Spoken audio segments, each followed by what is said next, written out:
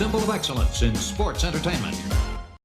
Well, he won a gold medal with a broken freaking neck. He's a real athlete, so give him your respect. He's got intensity, integrity, intelligence too. Oh, it's true, it's damn true. So if he ever finds you and you're chanting you suck, then he'll douse you in dairy with his big milk truck. And with one angle slam, he'll lay you out on the floor. So listen up, it's time to go. It's the Kurt Angle Show. Hey, this is Kurt Angle, and welcome to the Kurt Angle Show. On the show today, we'll be celebrating the Angle family Christmas from Raw in 2000. But first, let me introduce to you my co-host, Paul Bromwell. How you doing today, Paul? Kurt, I'm doing great, man. What a weekend this has been. It's Christmas this weekend, and I got to ask you, what did you and the family, how did you spend your Christmas this weekend? We had a nice family Christmas, just us. We ordered Chinese food. We did not cook. My wife didn't want to cook. She did Thanksgiving. She didn't want to do Christmas. So we had a nice Chinese food dinner for Christmas that night. So it was a nice Christmas. Kids got the gifts they wanted. Santa was really good to them. So it was a great Christmas. And I know that you took care of your wife, right, Giovanna? You made sure you took care of her for Christmas the right way? I took care of her. I got her diamond earrings. Woo! There you go. It can never go wrong with jewelry. So No, very you nice. can't. Well, hey, what's your so you order Chinese? Do you have a go-to Chinese meal? You know, me and you've talked food before. I love the food details. Do you have a go-to Chinese meal that you like to order? I'm pretty boring. I get sashimi and white steamed rice. Okay. So I don't add any of the oil and the additives and All that stuff. Okay. all the fat and stuff. I try Okay. to stay healthy. Kurt Angle, always keeping it healthy. Well, man, it sounds good. We hope all the listeners of the Kurt Angle Show have had a great Christmas and are having a great weekend as we put this show out. Man, just such a fun time of the year. And we're looking back to Angle Family Christmas from Raw 2000 today. Before we jump into it, though, Kurt, I also wanted to ask, you got to be a part of an ad-free show's Top Guy and My Push Member experience with a gold medal Q&A the other night. How did that go? Wednesday night was awesome. I went for about an hour. The fans were incredible. A lot of top guys on the call, which was really awesome. And we had a great Zoom meeting. Yeah. Yes. Listen, little cheap plug here for ad-free shows. I can't talk about it enough. That's really the opportunity where you get to see Kurt face to face, ask him anything that's on your mind. I watched a little bit of the recap of the show, and it was so cool just to see guys like, oh my goodness, you're one of my favorites of all time. Thank you for doing this. I always wanted to ask you this. And then you sit there and have a running conversation with them. It's just such a cool opportunity for people to take advantage of. And it's not only you, Kurt, but it's so many of the other folks that we have, whether it's Tony Schiavone, Eric Bischoff, and others. But man, thank you so much for doing that and being a part of the community, Kurt. It's all about the fans. And, for them, it's an opportunity to meet you up and close and personal. And I think there's nothing better than that. Well, there you go. Very well said, Kurt. So listen, before we delve into the new year and kick into that next weekend, we're going to be discussing that very special Raw, as we mentioned. It took place 21 years ago, Christmas Day 2000. So again, we're just going to jump right into it, man. And you're coming off a hell of a run at this point. You're the WWF World Champion. At Armageddon, you defended the title in a 6-way Hell in a Cell match, which I'm sure we'll discuss at some point. And just 2 weeks ago on Raw, you earned with Edge and Christian. You teamed with Edge and Christian, and lost to The Rock and Dudley Boys in a tables match. How important, as the champion, was it for you to keep your alliance with Edge and Christian going? Well, that was our little faction, Team ECK, Edge, Christian, Kurt. And we were awesome together. We our promos and our pre-tapes were entertaining. They were quite annoying for the fans because we were heels. And these guys were my cronies. They helped me win while I was world champion. So, we did a lot of cheating. We did a lot of winning. They won their tag team titles. I won the world championship, and we were incredible heels. Yeah, as you share that, I can't help but think back to us and how we were able to talk to Edge about that awesome time in your careers working together, Team Eck. And man, what a cool experience that was in 2021 as we reflect back now, getting to have Edge a part of the Kurt Angle show and talk about some of those awesome memories of you guys all working together. Yeah, it was awesome having Edge on the show. Especially that's who I started my career with. Edge and Christian, those guys were always there for me, and we had great chemistry. It was awesome being together. Yeah, and he's still kicking ass now with the WWE, which is just incredible. So you open the show here with Stephanie. She's doing a 15-minute promo, and from the Observer, I'm going to read to hear what Meltzer had to say. It says it opened with Stephanie doing the 15-minute opening segment. She said she baked her mom a fruitcake since that symbolized what she is for Christmas. Okay. Edge and Christian and Angle were brought out. Angle brought out various members of his family, a cousin, and several brothers, claiming they were all 14 of them were All-American honors, 11 national titles, and 16 state titles between them, including older brother Eric, who should be starting soon in OVW. They sang Winter Wonderland badly. This is all from Meltzer before Jericho interrupted and challenged Angle for the title. Stephanie turned down the request, being that he had insulted her, and said instead he could have a 6-man title, and Jericho chose Dudleys as his partners. How does this all come to be, Kurt? Whose idea was it, and when did you know Eric needed to be there? Well, they told me they wanted to have an Angle family Christmas reunion. And they told me about a week beforehand, and Eric was signed with the company, and they wanted him to be there. And they said, would your other brothers come? And I said, sure, I'll bring the whole family. So I brought 4 of my brothers, and I brought my nephew, Marky, which we called him Cousin Jimmy because he's so close to my age. My brother's a lot older than I am, and he had his son when I was about 5 years old. So we changed his name from Marky, my nephew Marky, to Cousin Jimmy. And it was my real family. They were all my real family. No doubles, no actors, no independent wrestlers. They were my family. Everybody there in that ring was all family Angle. They were my brothers and my nephew. Yes. That's awesome. See, and a lot of people thought, and I was reading through the notes here, that there had to be local wrestlers, but no, it was all Angle blood in that ring. It was all Angle blood. That's right. Wow. Do you think that these promos, by the way, we talk about the 15 minutes, do you think they tended to be real long or too long maybe in some cases? Yes, but it was crucial for the show. You had to explain the storylines, what was going on, the events that were coming up, what was going on that night during the show.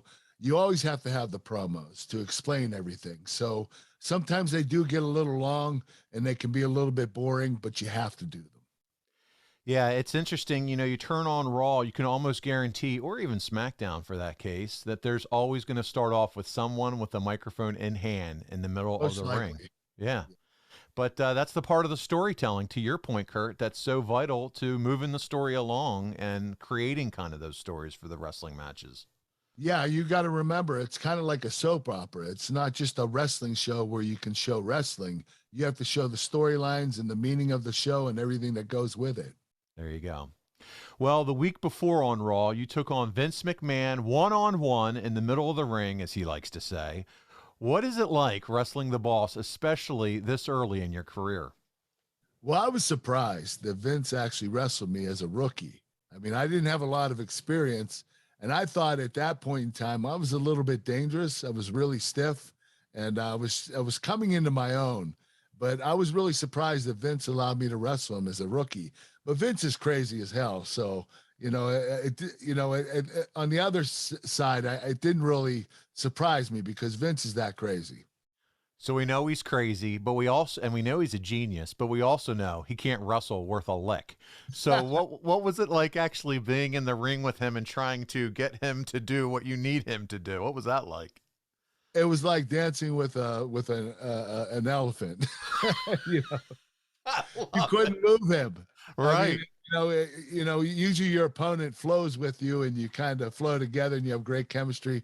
But with Vince, it's really choppy and rough. Yeah, it comes across that way on screen too for all of us watching. But he's a badass. He can take a licking. He can take a beating. That's exactly where I was headed. For what he lacks in wrestling moves, he will more than make up for in the ass beating that he will take from you guys over the years. So you got to give him some credit there. Well, that match ends when Mick Foley interferes and attacks you both, but you and Vince double team him until Stephanie comes out and declares Linda mentally unstable, and Vince was being reinstalled as CEO, so Vince fires Mick. Did you have issues keeping up with some of the creative back then, like, as we look back at it now? No, but the creative seemed really fickle. It was changing all the time. The storylines were getting out of control. I mean, it was the Attitude Era, and that's how it was at that particular time. And there are a lot of storylines going on. The Attitude Era had the most storylines in the history of the business. That's a good point in terms of the creative writing. Everybody talks about, the edge and the hardcore and the brutality. But when it comes to storytelling, there was a lot of creativity going on back in those days, too, that, maybe should get a little bit more credit than it does now. And I'm surprised that they didn't have 3 hours back then, because they needed it. They needed it back then more than they do now. Unfortunately, they didn't have the 3-hour time slot on USA Network back then. Good point. So this show is taped from Chattanooga, Tennessee on the 22nd, so everyone can be off for Christmas. I'm sure that's a welcome stop from the road, huh? Being able to be home for Christmas. Yeah, it was nice, because every year you either have a house show or a TV or a pay-per-view during Christmas or Christmas Eve, and definitely on New Year's and New Year's Eve. So very seldom that we have off Christmas and New Year's. Very, very seldom, but it was really nice to have that. Yeah, no, to your point, they're going to have a pay-per-view event this year on New Year's Day. So yeah. Surprised me. It ended up, it dropped on a Sunday, right? Yes, sir. We're going to have the pay-per-view regardless. Yes. There you go. Kurt, what are the differences between a taped Raw and a live Raw? Is it a less stressful day backstage going over angles, gimmicks, matches, etc., realizing that, hey, there's going to be time for some of the post-production and things like that to be handled later? Is it less stressful, or does it not matter whatsoever in your mind? Well, at first it was less stressful doing taped Raws instead of live Raws, because you didn't have pressure on you to make sure your first pre-tape or your promo was perfect, or your match. So it was stressful to that extent to go live on Raw. But then the writers and the creators started being perfectionists with the pre-tapes. And if you did a promo during a taped show and you messed up, they would have you go out and do it again. So the pre-tapes, if they had a decent pre-tape and they said cut, and they looked at it and they said it could be better, they would do it over again. They would do it over until it was perfect. So then the tape Raws became more stressful, because there were much longer days, and sometimes you ended up going after the show into the night doing pre-tapes. So, at that point in time, that's when the tape shows became more stressful. Kurt, do you ever remember a scenario where it was a pre-taped Raw where you had done or said something, or maybe missed something in the ring with a promo or something you were telling the crowd, that they said, hey, you need to go back out there and do it again in front of the crowd, because we need a better. Yes. And we were in Boston, and it was a wrestling match where I had Undertaker. We were supposed to do this submission where Undertaker had a leg lock around my neck, and I had him pinned, and they wanted the referee to count the tap out and the pin at the same time. And we messed that up during the show. So we had to wait till afterward and wait for all the crowd to leave the arena. And then we would put in some of the wrestlers and some of the employees in the corner of the arena, so we could do a camera angle and make it look like they were the fans of the position of Taker having a submission hold on me and me having a pinfall on him. And it was crazy. I mean, we waited till 1:30 in the morning to shoot that. And we got done about 2:00. So it does happen, especially when you tape a show. You don't know if you're going to have to do it after the show. So if they don't have the time to do it, to do the pre-tape over again, or do the spot in the match over again during the show, they're going to wait till afterward. They're going to do it. And I can't imagine you and Taker being happy campers having to work till 1:30 in the morning. No, it was a bitch. Yeah. Whoa. My goodness. Wow. Well, we move through the card here again, back to the Angle family Christmas, and it's the Hardys, and they're beating Benoit and Malenko. Matt told Lita to stay in the back, but she comes out anyway. It's a good match with Lita giving Malenko a low blow and Matt pinning him with a leg drop off the top.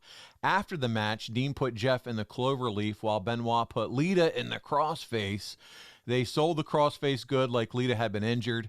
Matt was mad at Lita for coming out even though she was hurt, and Matt and Benoit ended up brawling backstage. Do you have any fun stories of working with any of the Hardys, Benoit or Malenko from this time? Well, I started my career with the Hardys. They were in the Dory Funk Dojo with me, and I knew these guys were going to be big stars. They were like teenagers at the time. They were so young and vibrant, and you knew these guys were going to be big stars. You know, just the ammo they had in the ring and what they brought to the table, even before the WWE, was incredible. And Chris Benoit, I had some of my very best matches with Chris. We had great chemistry together. It was awesome.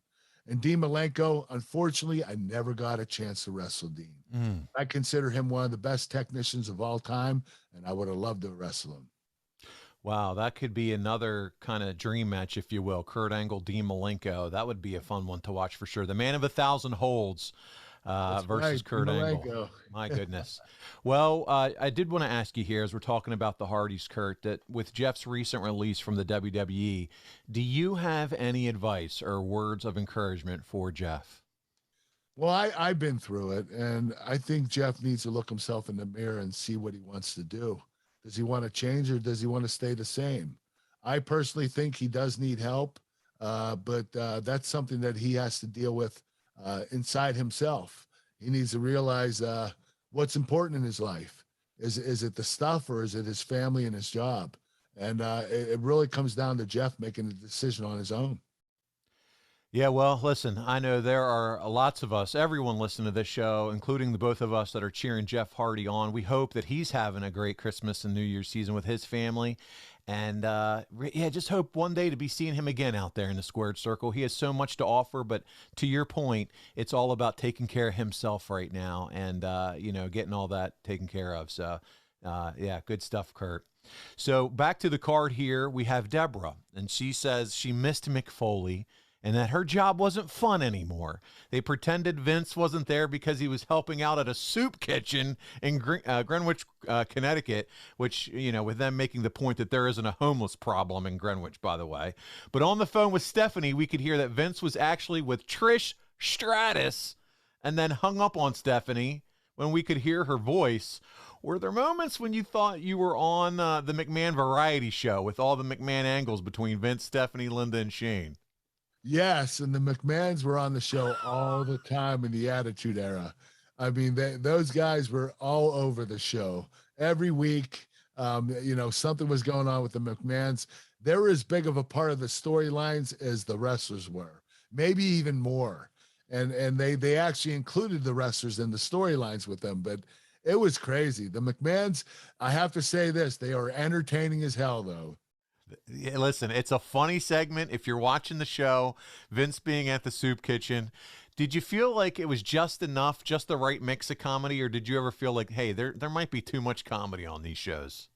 I think they dug a little too deep. I think they did push a little too far at particular times. They went over the top, but that's the WWE, and that's what makes them special.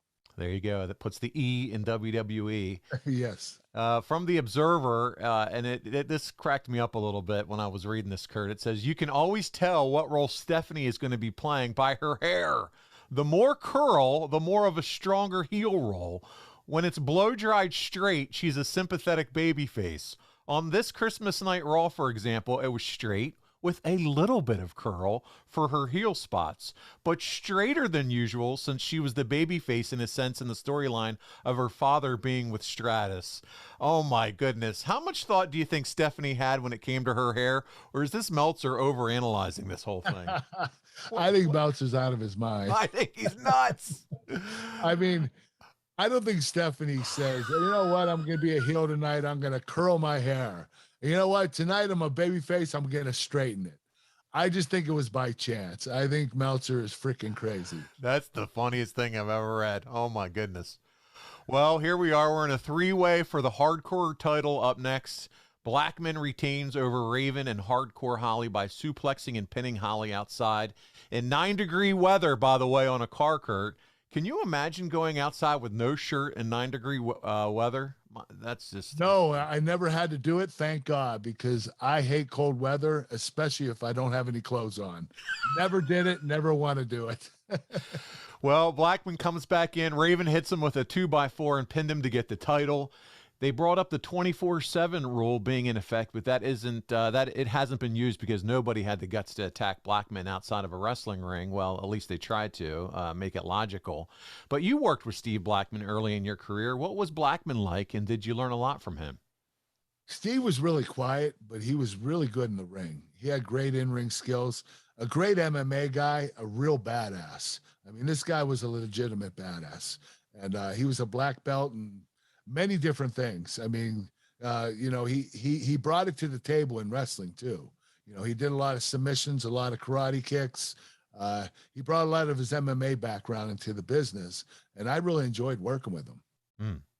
Do you have any fun memories working with Raven or Bob Holly? Anything you remember from those two guys? The one memory I have with Bob Holly is I broke his arm. I was going to do my moonsault for the first time in my career, and I never practiced it. And Bob and I were in the ring, and I knocked Bob down, and I went up to the top rope to do the moonsault, and Bob was a little further out than I expected. And when I went, I wrongly gauged the amount of distance I had to go, and my shins ended up hitting his body instead of my stomach. So when my shins hit his body, he put his arms up to block the blow, and my shins hit his arm, and a compound fracture right through his wrist. I mean, his arm was hanging. It was really bad. And he's such a badass. He finished the match. We had another 10 minutes left. He finished the match, and afterward, you could tell it was broken. And I felt so badly. I went to the hospital with him. And then after that, I dropped him off at his hotel, and I checked on him for the next 3 or 4 weeks to make sure he was okay. Because you got to feel bad as a sports entertainer when you take money away from these athletes by injuring them. I mean, Bob Holly was out for 3 or 4 months after that. So he lost a lot of money that year, and it was my fault. And I felt very badly. So I kept checking up on him because I have a lot of respect for Bob, and I like him a lot. Nah, and that's important too, because you sometimes hear stories of guys. We just had a story with Charlie Haas last week on the show where sometimes guys don't necessarily think to get back in touch with that guy that they just injured. So I'm sure that meant a lot to Bob as far as that goes. Bob told me that a couple of years after that, he told me it meant a lot that I actually stayed with him at the hospital and dropped him off at the hotel and kept in touch with him.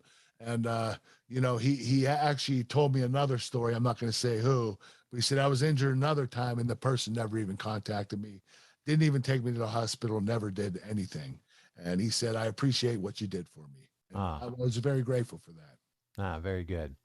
What, getting back to this whole 24/7 gimmick for the hardcore title, do you think that title mattered enough for that to be a thing? What are your thoughts overall on that whole deal for the hardcore title? Well, it was a title. It became a storyline because when you have a title, you have to build a storyline around it. And I think that it was very entertaining for the fans, and it was a 24/7. You could pin them anywhere, which makes it kind of exciting. So, you know, it's not just, you're not just going to beat the guy in the ring. You could beat him outside the ring, in the arena, out where the fans are, outside. You could do it at home. I mean, it's, you know, it's 24/7. So I thought it was an entertaining title to have. I wouldn't compare it to the Intercontinental Championship or the World Championship or the tag team titles, but it is a title, and it was important for the company. Yeah, almost more of, like you said, it's that entertainment part of it, the gimmick style, but a title that people fought over, and so there you go. Kurt, this was written up in the Observer at the time of all this going down. Angle will be inducted into the U.S. Amateur Wrestling Hall of Fame in Stillwater, Oklahoma in June. Angle joins a very select group of pro wrestling major stars in the Amateur Hall, consisting of Danny Hodge, Dick Hutton, and Earl McCready, as well as lesser-known pro wrestlers from the 20s and 30s like Pete Maringer, Bobby Pierce, Robin Reed, Jack Van Bever, and Russell Viss. To show how select this group of wrestlers involved in the Hall of Fame are, even amateur greats that went into pro wrestling like Vern Gagne, Leroy McGurk, Wayne Martin, Dale Lewis, Joe Scarpello, and Jack Briscoe aren't inducted. How big a deal is it to be inducted into this Hall of Fame for you, Kurt? Oh, Paul, it was the most important Hall of Fame of my life. It's the one Hall of Fame you want to be in. It's the biggest one. It's the best one. And I hate to say this because the WWE Hall of Fame means everything to me, but this National Wrestling Hall of Fame is a bigger deal to me. This was the real wrestling, the amateur wrestling, the Olympic wrestling, and I was very proud to be inducted. My first chance. You have to be retired for 5 years. So 2001 was 5 years after 1996. So the first time that they put my name in there, I made it in the Hall of Fame, which was really cool. Now, how did you find out about it? Who told you that you were going in? The National Wrestling Hall of Fame Board of Directors called me. A couple of friends of mine that were coaches of mine for USA Wrestling, Bruce Burnett, Leroy Smith, they got a hold of me and told me I was inducted to the Hall of Fame and to go to Stillwater, Oklahoma on a certain date and accept your award. And I thought it was awesome. That's amazing. Now, how did the WWF react to it? Did Gerald Briscoe or Jim Ross talk to you about how big of a deal this would be? They were over the moon about it. I mean, Jerry, he's an amateur wrestler. Him and his brother were incredible. And he had a lot of respect for that Hall of Fame. And he knew that that was a big one for me. And Jim Ross is just a huge amateur wrestling mark. He's a huge fan of amateur wrestling. And he thought it was a big deal, too. They both told me they were really proud of me. By the way, shout out to JR. He's wrapping up his last few cancer treatments on his ankle. And God bless you, JR. Kicking cancer's ass, man. He's keeping such a positive attitude. He's a fighter. He is, man. Just give him a shout out there. So we're back to this Raw, okay? So we got Regal, and he's doing an interview talking about belching and farting before the Austin versus Kane match. Yes, that's what I said. Austin was a little slower, but it was a decent brawl before Regal interfered for the disqualification. Austin cleaned house on both men with chair shots. These two are two of the best to ever do it. Did Kane have limitations due to the gimmick, or do you think that it helped him out, Kurt? That's a tough question. I think having the mask on limited him where he couldn't see as well as he wanted to. But I thought the gimmick as a whole really helped him. It made him scarier, gorier. I love the Kane gimmick, and I think that Kane loved it too.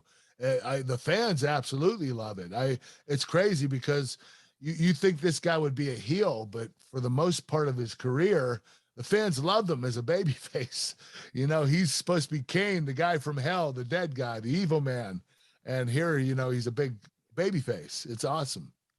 You got to love the business. Yeah, no, all good stuff, Kurt. I want to put you on the spot here about Stone Cold Steve Austin. Do you have a story for us that we haven't heard yet on the podcast, in or out of the ring, about Stone Cold Steve Austin? Come on, give us the goods. We want something good here, Kurt. All right, here's one that gets on my nerves.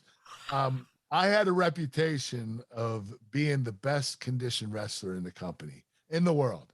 Nobody could get me tired. Nobody could blow me up. And nobody did until one night in Fresno. It was a house show, Stone Cold Steve Austin. And for some reason, I got really tired that night. And Austin knew I was tired, and he kept pushing me hard and harder, and he blew me up. He got me exhausted, and he never let me live it down. To this day, he just texted me 2 days ago. He said, "Merry Christmas, brother. Remember Fresno." Wow. It's So still I put Merry Christmas back to him, and I said, "Forget Fresno," and I tagged "Forget Fresno." That's great. Yeah, so Austin blew me up. It's the only time I ever got blown up in the ring. And that is so funny, and it still sticks out enough to him that he still won't let you forget about it, even to this day. Yep, he does it all the time. I love it. Well, here we go. We're continuing on with Raw. It's the Angle Christmas edition, and the Cat comes out and gives Jim Ross a Christmas present of a WWF Divas video. and then undid her robe, showing very skimpy negligee to Jerry Lawler. Angle's backstage with his brothers, saying that Cousin Jimmy ruined the singing, according to Mom, and that he was the best singer in the group. I got to ask, first off, Cousin Jimmy should be fired immediately.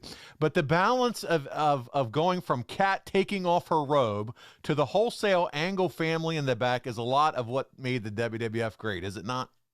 Yes, it is. It was completely extreme. It was the complete opposite. You know, you're selling sex, then you're talking about a guy that messed up a song. I mean, only in the WWE can you do this stuff. And it was just like night and day. It just happened all the time. The business is so fickle. It's incredible. Speaking of the Cat, her and Jerry Lawler were both at the Icons of Wrestling out in Philadelphia a weekend or two ago, and they got a picture together and just said, "No way, the Cat and Jerry Lawler got a photo together." Made it to Twitter, and they were like reunited, and it got posted to socials. You're on good terms then, huh? That seems to be, at least for one picture, Kurt. So there we go. So I want to bring up this to you at this point and point out something that Dave Meltzer wrote in The Observer regarding you. And it said, Kurt Angle. Angle finished an incredible year as the WWF champion and arguably the most improved performer both in and out of the ring in the industry. It was only November of 1999 when Angle debuted on WWF television, playing the geeky 70s babyface role that is more of a heel today, with his only wrestling experience in Memphis, where he was a strong rookie in the ring. But they actually often gave him a manager, who, by the way, was Brandon Baxter, to do his interviews, which were considered a weakness. 1 year later, he's considered one of the top talkers in the game. He's already better in the ring than most of the WWF wrestlers, and if he improves it anywhere near the level in 2001, will be a challenger for the top in-ring performer in the business. Angle won almost every title in the WWF during the year, as well as King of the Ring, although that was a disappointing show. He had many great matches, mainly with The Rock and Chris Jericho.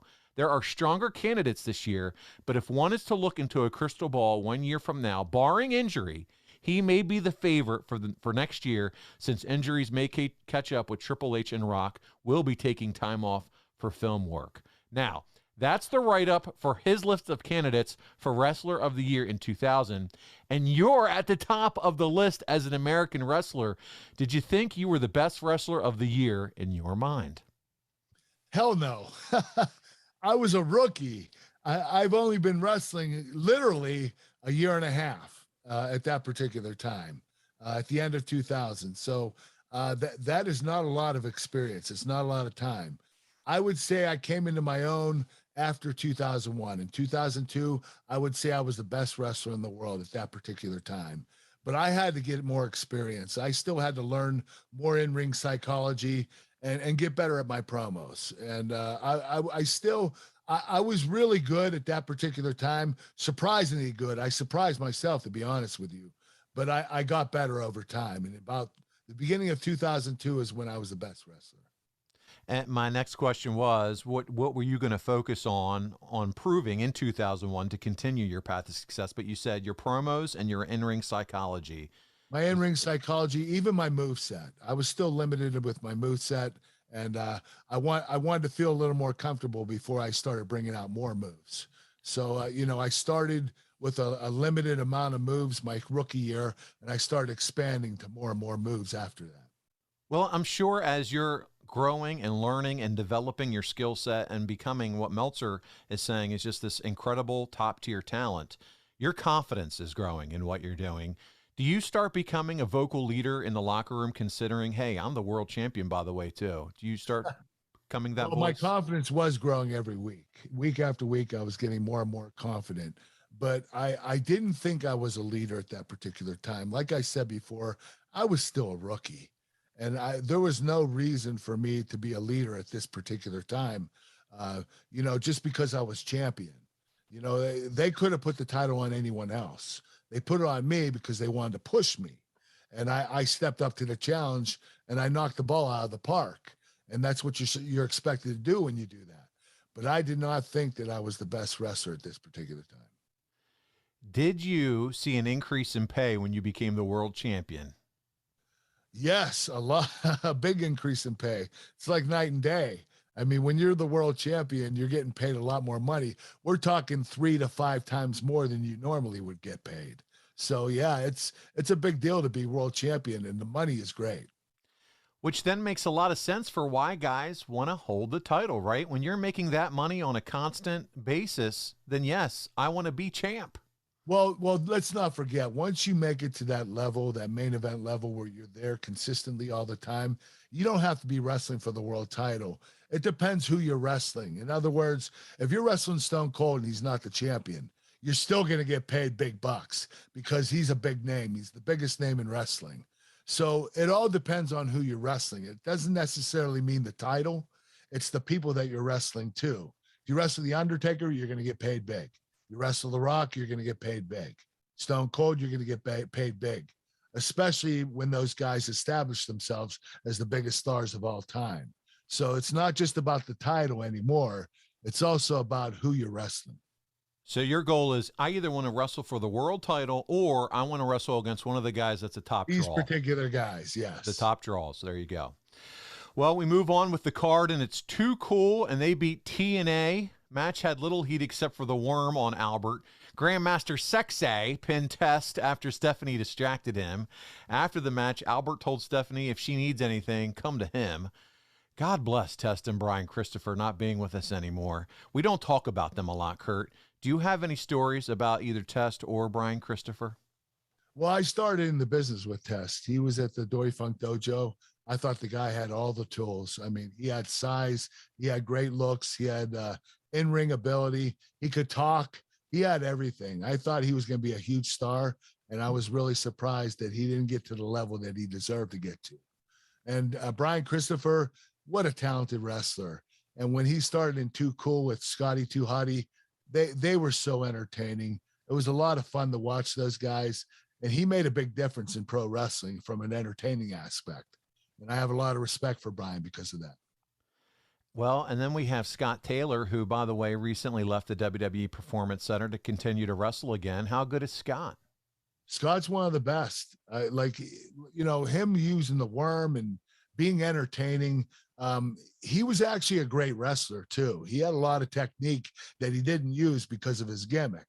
Too Cool was the crazy guys that danced and, you know, did the worm and did more entertaining stuff. But he was a really good amateur or really good pro wrestler. Very good. Yeah. When you were doing that dance there, Kurt, in the chair, which people can see on ad-free shows, I started thinking of sexy Kurt. It just, your performance just came back around for me. All right. Next up, we have E and C and Angle. This is it. This is the group. Edge, Christian, and Angle beating Jericho and the Dudleys. The finish saw the Dudleys put Eric Angle through a table, and Edge and Christian and the Dudleys brawled on the ramp. Jericho went for the lion saw on Angle, who got his knees up and scored a clean pin on Jericho with the Olympic slam. At least they were making an attempt to portray Angle as a strong champ going into the pay-per-view main events. The Angles held Jericho, and Kurt attacked him till the Dudleys made the save. How was your brother before and after the match? Well, he was nervous beforehand. He never went through a table before, and this was asking a lot of Eric. I mean, he didn't have any experience. The only thing he did was my switcheroo with Undertaker when I beat him at Survivor Series that earlier that year. So they signed him to a deal and they wanted him there. And, you know, they put him through a table. Afterward, he was okay. He didn't have any problems, did not get injured. He was really happy. Good, good. Were you worried at all putting Eric in that position? Yeah, I was worried because, you know, he could get injured at any particular time. And, you know, but he did want to be in the business. And since he signed with the company, he was theirs. You know, they could do whatever they wanted with him. So yeah, he had to show up and do this. Yeah, that's good. Did you feel like, Kurt, at this point that you're seeing an effort on WWF's part to give you more wins and stronger wins at this point now that you're the champion? Yes. And I think they started with Hell in the Cell, where they had me win against those 5 top guys. And I started getting stronger wins after this. I wasn't just getting cheap heel wins where I was cheating and getting cheap heel heat. I started winning legitimately, which was really cool. And it really helped me with my character. Good. Well, we have Buchanan up, who does an interview ripping on the internet to set up Buchanan and Godfather over the Acolytes when Buchanan pinned Bradshaw after Venus gave him a DDT and Buchanan gave him an axe kick in a short match with Little Heat. Did you ever work with Bull Buchanan and have any stories of him at all, Kurt? I don't recall working with Bull Buchanan. I didn't really talk to him that much. We would say hi every once in a while, but I didn't know him that well, so I don't really have any stories about him.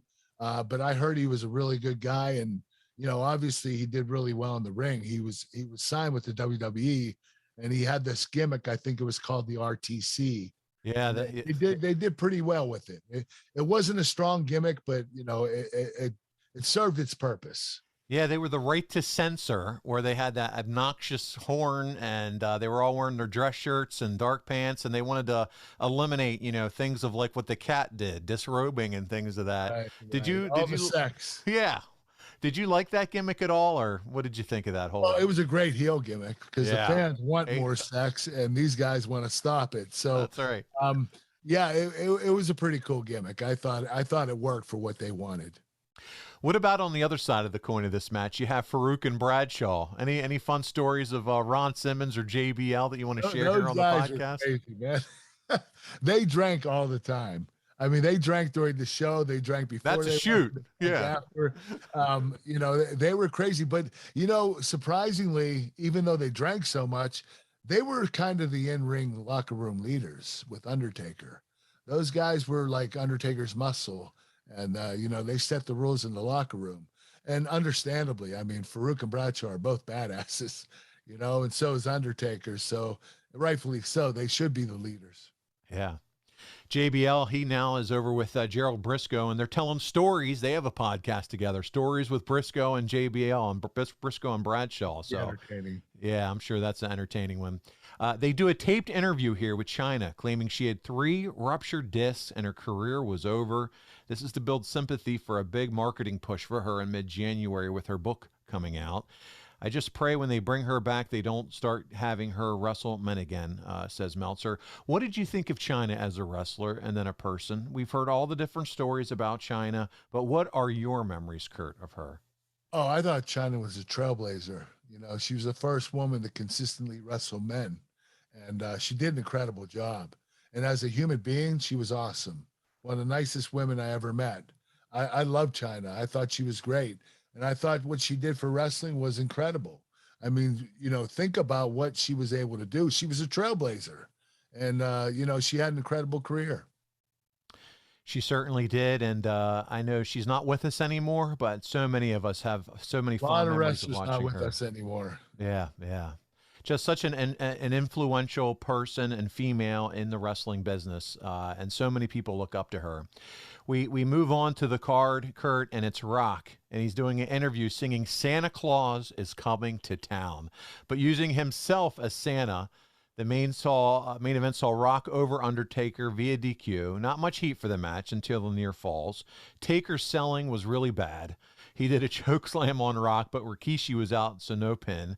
Rock then went for the people's elbow, but Rikishi pulled down the ropes and Rock tumbles over. The show ends with Rikishi laying both men out. Was Taker hurting as far as just physically at this point? Really bad, you think? Listen, if Taker was selling horribly, he was hurting. Because Taker is one of the best sellers in the business, if not the best. What he does in that ring is unbelievable. And if you want to learn how to sell, watch The Undertaker, because he sells every move, every punch, every kick. That is what is so great about The Undertaker. So I was really surprised to hear this.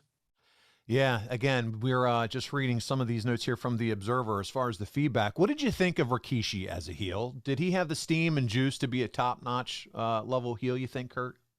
I think so. I think when they started him, I don't know if you remember, but he was having these 30-second matches. They were quick. He was crushing people.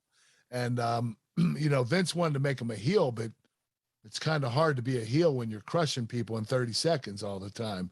But when they decided to make Rikishi the heel, and I believe he was the one that ran Stone Cold Steve Austin over. He was the driver, yes. Yeah. I thought it was a good idea because Rikishi deserved that chance. All the time he put in the business, he was in the business for so many years, and he contributed. And this was a great gimmick for him. You know, the Samoan killer, what he was able to do in the ring. He is incredible for his size. Nobody moves like Rikishi. And I thought that this was a great opportunity for him. Well, The Rock, we all know he is great. He is The Rock. But you're the world champion at this point, Kurt. Did you feel any certain way back in 2000, not now, but did you feel any certain way that you're not the main event here? The Rock is. Well, you have to remember, The Rock is The Rock. He's one of the biggest names in the history of the business. So if The Rock or Stone Cold or Undertaker main events instead of you shouldn't be that upset. I mean, remember, I was just a rookie. I might have been the world champion, but these names were bigger than me at that particular time. So I wasn't upset about that. As long as I was getting paid as the world champion, I was okay with anything. Well, we've learned on the show that you're one competitive son of a bitch, Kurt. So I don't see you want to take a backseat to anybody. I'm not going to lie to you. My first year, I was pretty humble. Okay. I was trying to get people to like me and try to learn the business as much as I could. So I wasn't really looking to be like the guy my first year, you know. Yeah, you're not trying to rock any boats. You're trying to find your way, learn your craft, and then you were okay with that type of thing. So there you go. Yes, sir. Well, Kurt, this was a fun episode. We have some fan questions. You ready to jump into those as we wrap up today? Let's do it. All right. Austin Williams is up first, and he says, what was it like working on and around the holiday season? It was hard. I mean, you know, you miss your family, and you're on the road 300 days a year to begin with, so you hardly see your family anyway. But, you know, these holidays are very special, and you always want to be home for them. And unfortunately, for the most part, we weren't. So it was really difficult. It kind of sucked not being able to, but, you know, you're part of the business. You signed the contract to be in this business. You gotta back it up. There you go. Zol Lopez, one of our ad-free show's buddies, he says, Kurt, what's your favorite holiday tradition growing up or one you currently have with your kids? Well, what I did when I grew up and we did with my kids is we all decorate the Christmas tree as a family. Put the ornaments on the tree, all the decorations on the tree, and at the end of the night, I put the star on top of the tree. That's what the dad does. It's what my dad did. Ah. So we keep that tradition in my family as well. Now, Kurt, are you like Christmas Vacation where you're going out and you're chopping down a tree every single year with the family in the station wagon, or do you use an artificial pre-lit Christmas tree like most of us do? I'm not going to lie to you. I use the artificial tree. They're just so easy. It's more convenient, and you don't have to clean up these bristles all over the place afterward. You heard it here first. He is no Kurt Griswold. He is Kurt Angle. So there we go. I love it. Michael McClanahan, Money Mike, is up next, and he says, what were Kurt's thoughts on the holiday-themed WWE episodes? Did you enjoy those? I liked them. I thought it brought holiday cheer. I mean, that's what people want. That's what people expect. You know, you don't want to ignore Christmas. I mean, if you're having a show around Christmas or during Christmas, you have to bring it up, and you got to do some Christmassy stuff on the show. There you go. This is all these questions are great. They're all holiday based. Rajiv, my old friend Rajiv, says, do you think talent should be given time off if a show falls on a holiday? So say you had to work Christmas Day. Do you think, hey, because you worked Christmas Day, we're going to give you this, couple days off? Do you think that should be kind of what they do? Well, it is what they do. Okay. If you have an event on Christmas Day, whether it be Raw or SmackDown, you're most likely going to have off the next day or the next couple of days.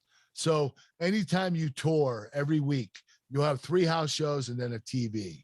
And when you do the 3 house shows, you do the TV at the end of the tour, and then you get 3 days off. So those 3 days will be the days that you'd have off for the holiday. It might not be on Christmas, but it'll probably be a day after Christmas. Would they do anything above and beyond that normal schedule, Kurt, for you working a Christmas, though? Nope. Okay. Nope. That's where we were getting at. Most of the time you're working during Christmas. Ah, there you go. Well, you're not working this Christmas, buddy. I tell you that. How's that feel? Yes. All right. Fernando Diaz is up with our last fan question this week, and he says, does Kurt Angle have any Christmas traditions? So I know you talked about the tree. Is there anything else that you can think of? Is there maybe some movies that you're like, hey, I'm definitely going to watch this for Christmas? Or yes, we watch Christmas Story every year as a family. We do it on Christmas Eve, 8 o'clock at night. So 8 p.m. Eastern Standard Time on Christmas Eve, Kurt Angle's going to be watching A Christmas Story. There you go. That we learned something that we can set our clock to. And Kurt, I know you well enough to know that at 8 p.m. Eastern on Christmas Eve, that's what your family will be doing. Oh, it's true. It's damn true. And man, I love some of the stuff that I got to see on social media, by the way, which we're going to jump into next here. So let's talk about that. By the way, thank you for the fan questions. Let's first kick it off and talk about these chicken snacks, because man, you've been doing some holiday wishes. I saw the happy holidays on social media with you and your kids and the Physically Fit site. Yeah, we have the Physically Fit nutrition chicken snacks. You can get them at physicallyfit.com. You could use the code AnglePod and get 20% off your first order, and you could become a lifetime member and get 20% off forever if you go to the website, physicallyfit.com, and you sign up for my membership. But these are incredible. We have 11 different flavors: sweet barbecue, sriracha, honey mustard, cinnamon swirl, you name it, we have it. And they're incredible. We also have plant protein. So we not only have the chicken protein, we have the plant protein. And they're both incredible. You're going to absolutely love these if you try them.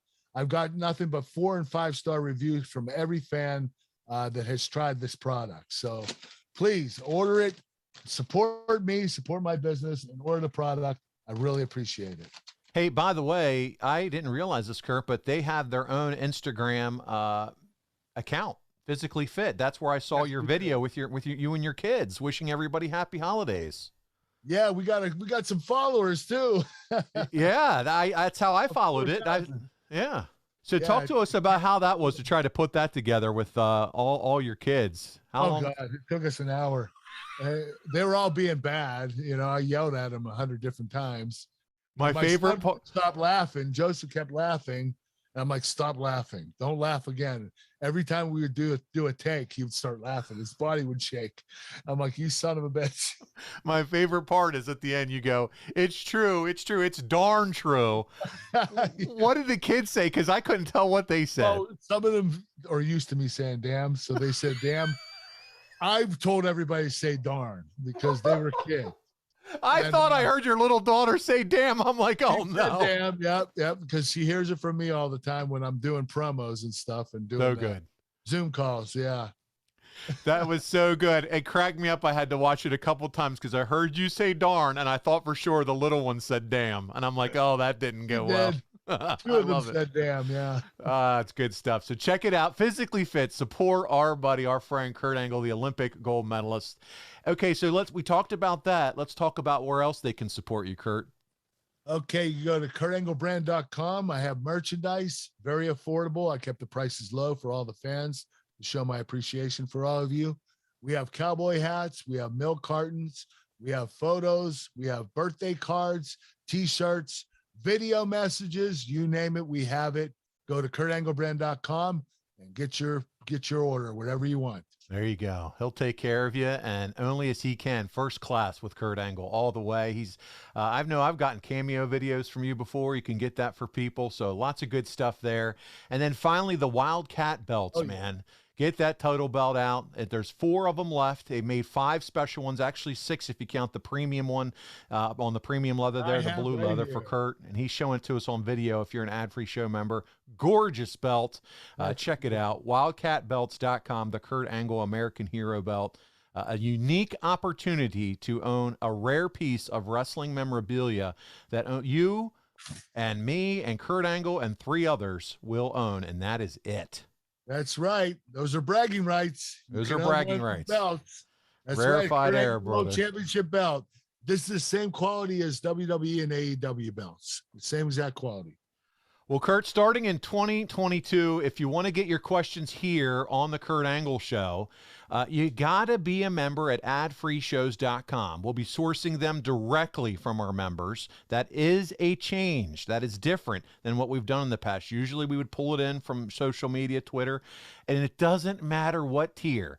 But if you want your name in question on the Angle Pod, you'll have to be a member of AFS. But along with that, you're going to get all the podcasts early and ad-free with video, where you can see Kurt Angle, his expressions, his dance moves, which I saw a few today on this call, and all that fun stuff that you get to watch on video. I'm telling you, no Conrad ads, none of all those ads you guys complain about that you have to fast forward through.